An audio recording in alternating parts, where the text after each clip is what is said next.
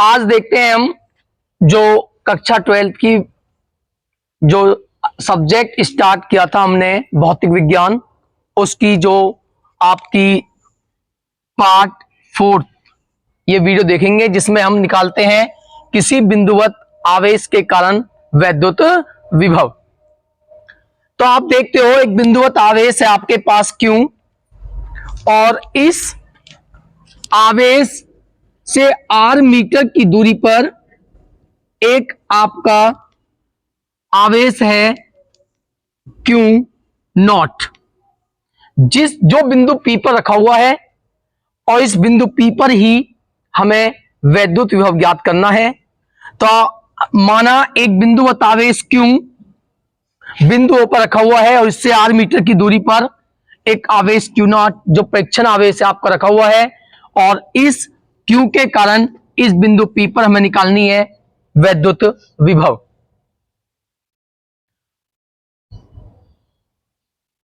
तो मान लेते हैं आपने पढ़ा है कि जो विभव होता है उसका फॉर्मूला होता है कार्य बटे आवेश।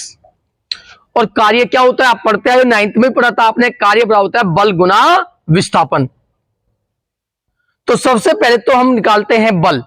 आप जानते हो कूलॉम के नियम से दो आवेशों के बीच एक बल कार्य करता है, और वह बल जो होता है वैद्युत बल वो इक्वल होता है 1/4 pi epsilon naught into Q1 Q2 upon R square. हम साथ में K भी ले सकते हैं। K होता है परावर्तांक। मान लो जो Q है इसका परावर्तांक क्या है K। Q1 Q2 upon R square. तो Q1 की वैल्यू यहां पर Q है और Q2 की वैल्यू यहां पर क्या है Q not upon R square. ये कूलॉम के नियम से हमने कूलॉम बल, जिसे हम वैद्युत बल कहते हैं, वो निकाला। उसके बाद अब हम जानते हैं कि जो विभव होता है उसका फॉर्मूला होता है कार्य बटे आवेश। तो हम निकालते हैं कि जब ये आवेश कहीं दूसरे बिंदु पर था तो वहां से हम जो इसे न्यूनतम दूरी P तक लाए हैं, तो उसमें किया गया कार्य निकालेंगे। तो कार्य आपका होता है, आपने पढ़ा है कि कार्य बराबर होता है बल गुना विस्थापन। ये आप पढ़ के आए हो। तो कार्य बराबर बल आपका जानते हो आपके पास है 1/4 pi epsilon naught into K into Q not upon R square. और विस्थापन क्या होता है आपको इन दोनों के बीच निकालना है। तो आप जानते हो इन दोनों के बीच की दूरी क्या है आपकी R, और R से स्क्वायर क्या हो जाता है आपका कैंसिल। तो W इक्वल निकल के आता है 1/4 पाई एप्सिलॉन नॉट K और Q नॉट अपॉन R। इस प्रकार आपने जो है कार्य निकाला, और आप जानते हो हमें निकालना है P पर वैद्युत विभव। तो P पर वैद्युत जो विभव होगा आपका वो होगा V equal to W upon Q naught, क्योंकि बिंदु P पर जो आवेश है वो Q नॉट है आपके पास। तो V इक्वल टू W के प्लेस पे रखोगे 1/4 pi epsilon not K Q not upon R, और अपॉन में आप देखते हो लिखा हुआ है 1/Q नॉट से Q नॉट कैंसिल। तो V equal to 1/4 pi epsilon naught into K, और आपका आता है Q अपॉन R। तो अब किसी बिंदुवत आवेश के कारण जो वैद्युत विभव होता है वो आपका होता है 1/4 pi epsilon naught into Q upon R। तो अब देखते हैं वैद्युत द्विध्रुव की निरक्षीय स्थिति, जिसे क्या कहते हैं अनुप्रस्थ स्थिति, के किसी बिंदु पर वैद्युत क्षेत्र की तीव्रता निकालनी है। पिछली वीडियो में आपने देखी ही, आपने देखा था कि जो अक्षीय स्थिति पे जो तीव्रता होती है वो 1/4 pi epsilon naught into 2p upon R की क्यूब, R की पावर 3 होती थी। अक्षीय स्थिति पे वो होती है। और अब देखते हैं हम निरक्षीय स्थिति पे क्या होती है। तो देखते हैं, मान लेते हैं आपके पास ये एक वैद्युत द्विध्रुव है,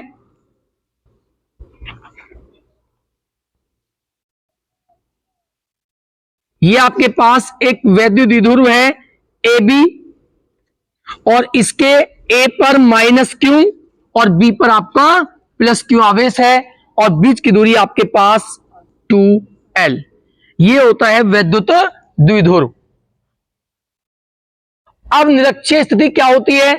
मान लेते हैं O इसका मध्य बिंदु है, तो ये डिस्टेंस भी आपके पास L होगी और ये डिस्टेंस भी आपके पास L होगी, क्योंकि टोटल डिस्टेंस क्या है 2l, और O इसका मध्य बिंदु है तो ये भी L और ये डिस्टेंस भी आपके पास L ही होगी। उसके बाद मान लेते हैं इसकी निरक्षीय स्थिति लंबवत स्थिति बोलते हैं, अनुप्रस्थ स्थिति कहते हैं। तो O के जो निरक्षीय स्थिति पर, अनुप्रस्थ स्थिति पर एक बिंदु है आपके पास P, और इस P पर निकालनी हमें वैद्युत क्षेत्र की तीव्रता।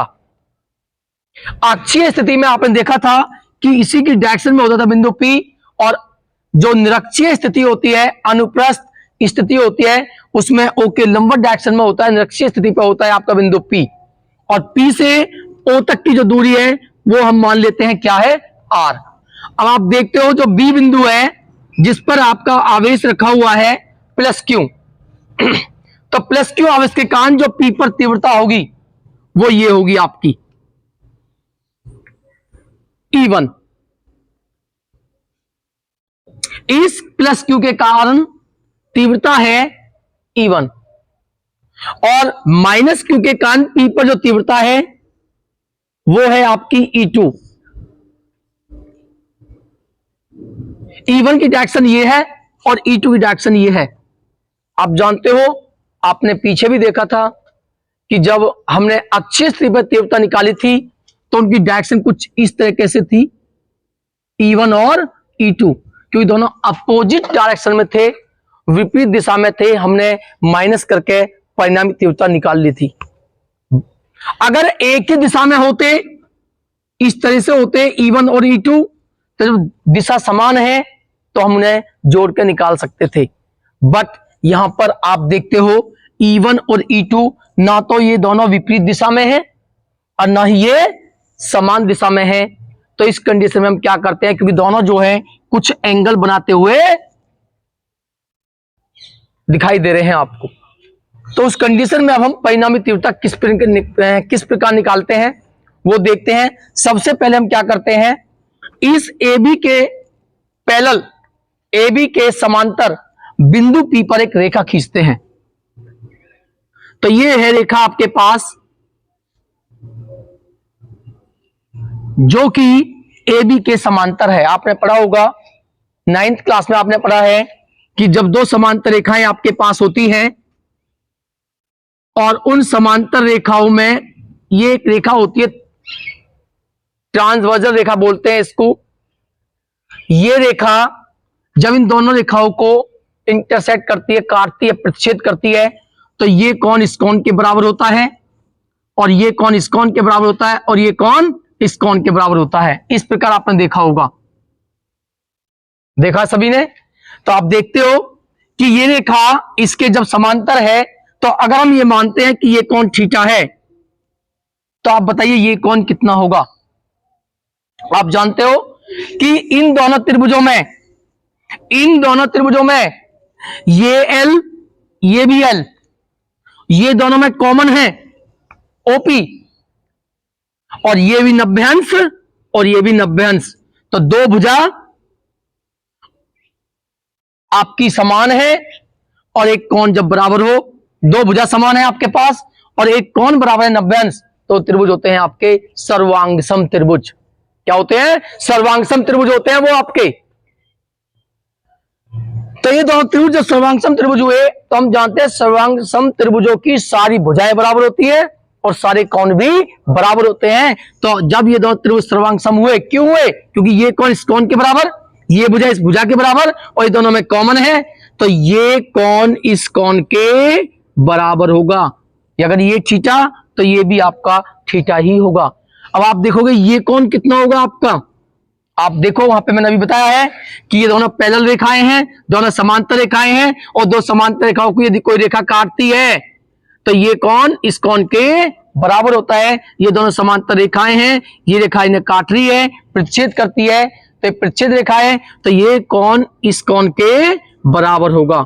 ये कोण कितना होगा आपका, ये दो प्रतिच्छेद रेखाएं हैं, ये कोण इस कोण के बराबर होता है, तो ये इसको काटती है दोनों समांतर रेखाओं को, तो ये कोण अगर थीटा है तो ये कोण भी आपका थीटा ही होगा।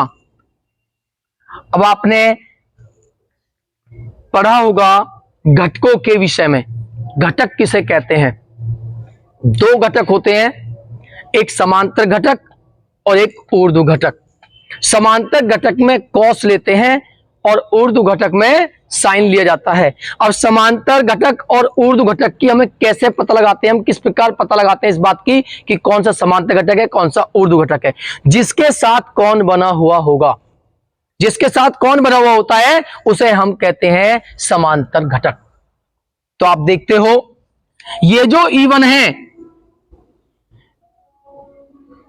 ये जो E1 है, ये जो थीटा कोण बनाती है वो इसके साथ बनाती है, तो इसकी दिशा में होगा समांतर घटक। तो जब ये E1 इसके साथ कोण बनाती है तो ये होगा समांतर घटक। और समांतर में मैंने बताया है आपको कि समांतर घटक में हम कॉस लेते हैं, तो हमें E1 का इसकी दिशा में घटक होगा E1 कॉस थीटा, और ऊर्ध्व घटक ये होगा, ये क्या होगा आपके लिए E1 साइन थीटा। इसी प्रकार जो E2 है, ये जो आपकी E2 आपको दिखाई दे रहा है, ये E2 भी इसी के साथ कोण बना रहा है थीटा, तो इसका भी इसी की दिशा में घटक होगा समांतर घटक E2 कॉस थीटा। ये भी डायरेक्शन में है और इसका ये दिशा होगी, ये जो है इसका इस दिशा में होगा E2 साइन थीटा। तो आप देखते हो कि E1 cos थीटा बिंदु जो P पे है, आप देखते हो E1 cos थीटा की डायरेक्शन भी ये है और E2 cos थीटा की डायरेक्शन भी यही है, दोनों सेम डायरेक्शन में है, सेम दिशा में है, तो परिणामी कैसे निकालोगे, जोड़कर निकालोगे। अब आपके दिमाग में थोड़ी ये माइंड में घूम रहा होगा कि जो आपका E1 sin थीटा जो ऊपर था और जो E2 cos theta sin theta जो इस डायरेक्शन में था वो कहां गए, क्योंकि वो दोनों कैसे दिशा में थे, अपोजिट, कैंसिल हो गए। तो P पर जो परिणामी तीव्रता निकल के आएगी वो इन दोनों तीव्रताओं के योग के बराबर होगी। तो हमें निकालना है P पर परिणामी तीव्रता जो बराबर होगी E equal to E1 cos theta plus E2 cos theta के। अब आप देखते हो कि cos थीटा दोनों में क्या है, कॉमन। cos थीटा दोनों में क्या है, कॉमन। और आप जानते हो कि cos होता है आधार बटे कर्ण, तो इस कोण के लिए या इसके लिए ये आधार है और ये क्या है, कर्ण। हमारे पास कर्ण ही नहीं है लेकिन हमारे पास क्या है, लंब, तो लगाएंगे पाइथागोरस थ्योरम। आप जानते हो आधार का वर्ग प्लस लंब का वर्ग इक्वल होता है कर्ण, ये जो आपका क्या है PB। जब इसमें से वर्ग हटाओगे तो आपका आएगा रूट, तो PB इक्वल होगा आपके root R square plus L square. तो इस प्रकार आपने ये जो वैल्यू निकल के आई PB की, ये कितनी है, root R square plus L square, और जितनी ये होगी उतनी ही ये भी होगी, तो इसकी वैल्यू भी क्या होगी, root R square plus L square ही होगी। तो आप जानते हो हम यहां से cos थीटा निकाल सकते हैं, तो cos थीटा किसके इक्वल होता है, आधार बटे कर्ण। तो इस कोण के लिए आधार क्या है, L, और कर्ण क्या है, root R square plus L square. इस प्रकार आपने वैल्यू निकाली cos थीटा की। तो सबसे पहले तो आपको चित्र जो डायग्राम आपको दिख रहा है उसके बारे में आपको लिखना है। लिखना कैसे है, आप जानते हो कि AB जो है एक वैद्युत द्विध्रुव है और उसके जो अक्षीय स्थिति पर एक बिंदु है, निरक्षीय स्थिति पर एक बिंदु है P, जिस पर हमें निकालनी है वैद्युत क्षेत्र की तीव्रता, ये आपको लिखना है। तो अब निकालते हैं कि प्लस Q आवेश के कारण जो बिंदु P है इस पर वैद्युत क्षेत्र की तीव्रता क्या होगी। तो प्लस Q के कारण P पर वैद्युत क्षेत्र की तीव्रता, अभी आपने प्रूफ किया था E इक्वल होती है 1/4 pi epsilon not Q1 upon R square. तो हम इसके कारण निकाल रहे हैं इस बिंदु पर, तो इन दोनों के बीच की दूरी मानी जाती है आपकी R। तो R क्या है आपके लिए, बोलिए, root R square plus L square, और इसका क्या होता है यहां पर, होल स्क्वायर। तीव्रता होती है Q अपॉन R स्क्वायर। तो R आपके पास ये डिस्टेंस है, आप इसके कारण निकाल रहे हो, इस बिंदु पर निकाल रहे हो, तो डिस्टेंस होगी आपके लिए R, जो आपने ये निकाली थी।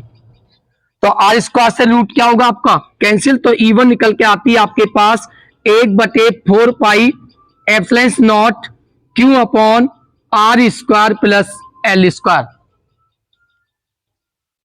तो इस प्रकार ये E1 तीव्रता निकल के आई है आपके पास इस बिंदु प्लस Q आवेश के कारण। इसी प्रकार माइनस Q1 के कारण निकालते हैं E2, तो माइनस Q आवेश के कारण तीव्रता जो होगी बिंदु P पर वो होगी E2 इक्वल टू, आप देखते हो इस पर आवेश है Q, तो 1/4 pi epsilon naught into Q, distance इसकी PAB सेम होगी root R square plus L square, क्योंकि दोनों त्रिभुज कैसे हैं आपके, सर्वांग सम, तो root R square plus L square. अब E1 और E2 की जो वैल्यू है हम यहां पर पुट करते हैं,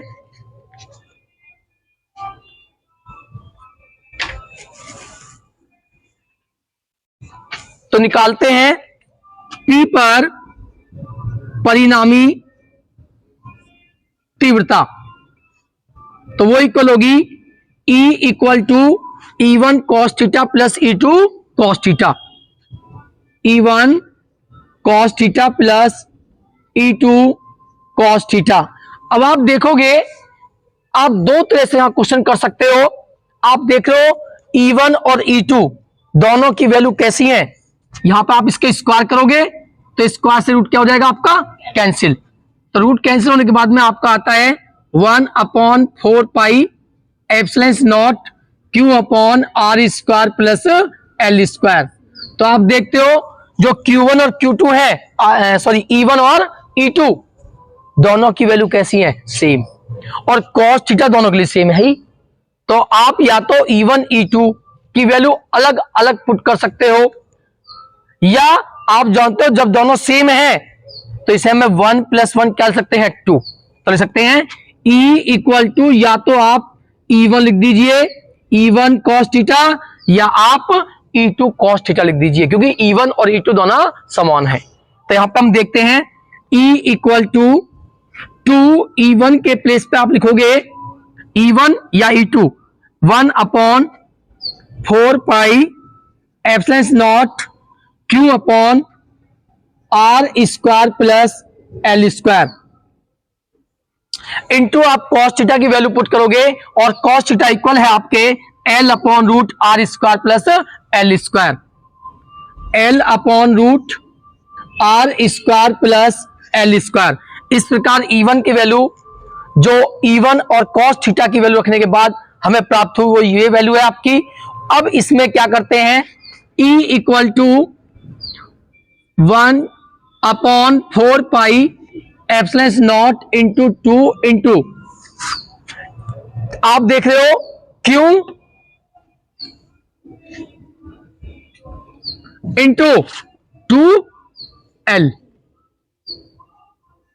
अपॉन, आप देख रहे हो जो R square plus L square है उसकी पावर कितनी है, 1, उसकी पावर क्या है, 1, और यहां पर भी आप देख रहे हो R square plus L square ही है, इसकी पावर क्या है, 1/2। रूट का अर्थ होता है 1/2 पावर, और यहां पर जो बनती है R square plus L square की पावर 1/2 बनती है, और यहां पर पावर है 1, आधार समान है। आधार कैसे दोनों के, तो पावर जुड़ जाती है, घात जुड़ जाती है जब आधार समान होते हैं।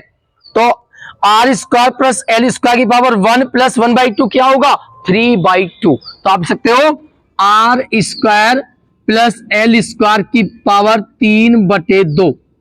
अब मानते हैं कि R square very greater than L square, तो यहां से आपका 0 जाता है, तो इक्वल आता है 1/4 पाई एप्सिलॉन नॉट इंटू, आप जानते हो Q into 2L, Q into 2L होता है द्विध्रुव आघूर्ण, तो आप जानते हो वो इक्वल होता है किसके, P, और यहां से आपका आर स्क्वायर ये कैंसिल हुआ तो आपका आता है इसकी पावर 3/2, तो equal to 1/4 pi epsilon naught P upon are.